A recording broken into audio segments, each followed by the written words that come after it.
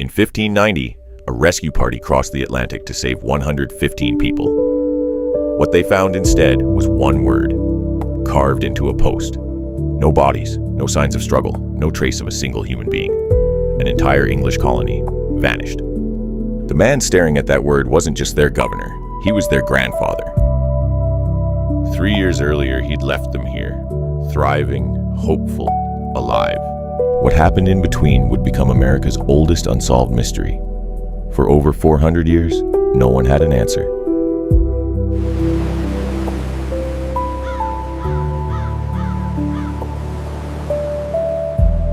July 1587. 115 Englishmen, women, and children arrive on the coast of what is now North Carolina.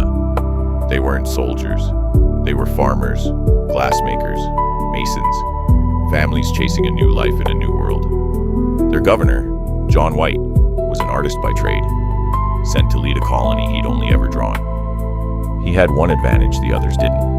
Monteo, a CROATOAN man who had sailed to England and back, a bridge between two worlds. Together, they began to build a fort, a future, a foothold in a land that did not belong to them. Among them was White's own daughter, Eleanor, married to Ananias Dare and carrying his first grandchild. On August 18, 1587, that child was born, a daughter. They named her Virginia, the first English child ever born on American soil. For a moment, it felt like paradise. But paradise was already running out of food. Supplies were dwindling. Relations with neighboring tribes had soured before they had even arrived. The colonists made a desperate request. They begged their governor to sail back to England for reinforcements, for supplies, for hope. White didn't want to leave his newborn granddaughter, but he had no choice. He promised he'd return within 3 months. It was the last time he would ever see his daughter's face. White reached England in November 1587. He expected to turn around within weeks. Instead, he sailed straight into a national emergency. Spain's armada was massing to invade England. Queen Elizabeth ordered every seaworthy vessel in England requisitioned for war. White's resupply ship was seized before it ever left port. He begged, he petitioned, he was refused again and again. Weeks became months, months became years. On Roanoke, his family didn't know if he was alive. In the summer of 1588, England won its war. But for John White, the delay had already cost him something irreplaceable: time. It took nearly 2 more years to secure passage back. When he finally sailed in 1590, 3 years had passed, not 3 months. Even that voyage nearly ended in disaster. His ship attacked and looted by privateers before it reached open ocean. By the time the coast of Roanoke came into view, it was August 18th, 1590, his granddaughter's 3rd birthday. A column of smoke rose from the trees. White's crew rowed toward shore, hearts pounding with hope.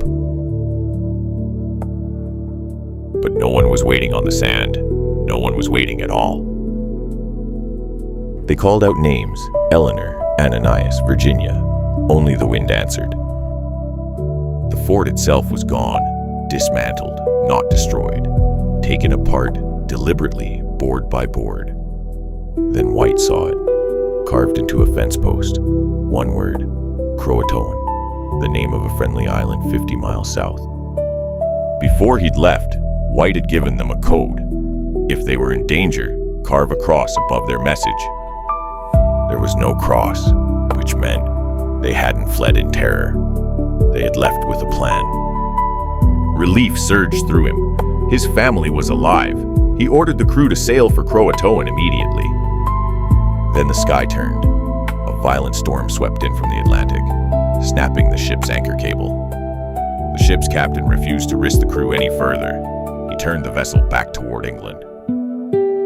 John White never set foot on CROATOAN Island. He would die years later, never knowing what became of his daughter or his granddaughter. For 4 centuries, that single word, CROATOAN, was treated as a dead end. Historians assumed massacre. Legend assumed magic. No one had proof of either. Ghost stories grew around it, theories multiplied, disease, starvation, even the supernatural. The truth got buried under the legend.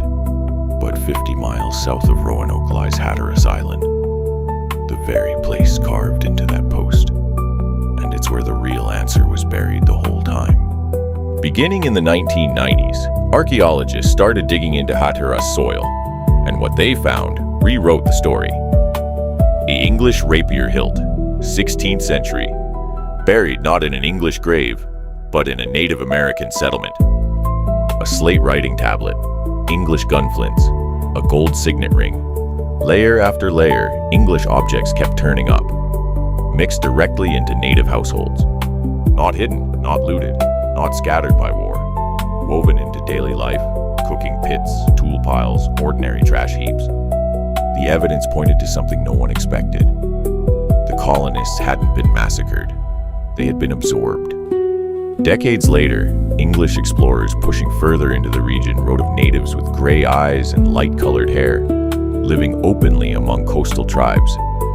Members of the CROATOAN's descendant communities carried oral traditions for generations. Their ancestors took the English in, and the English stayed. But there was no cross carved on that post because there had been no attack. It was the calmest possible message. We went where our friends live. Somewhere on that island, Eleanor Dare may have raised her daughter, not as a lost colonist, but as a member of a new blended community. This ring, a nobleman's ring, was found miles from Roanoke, generations deep in Croatoan soil. It never left the family that carried it. Today, some island families still trace oral histories back to that union, a quiet inheritance passed down for over 400 years. The lost colony was never really lost. It simply stopped being English and became something else entirely. John White spent the rest of his life haunted by that empty fort. He never knew the truth was never a mystery of death, but of survival. For 400 years, we asked the wrong question, not what happened to them, but where did they go, and who did they become? Modern archaeology didn't solve a disappearance. It uncovered a beginning, one written in soil instead of ink.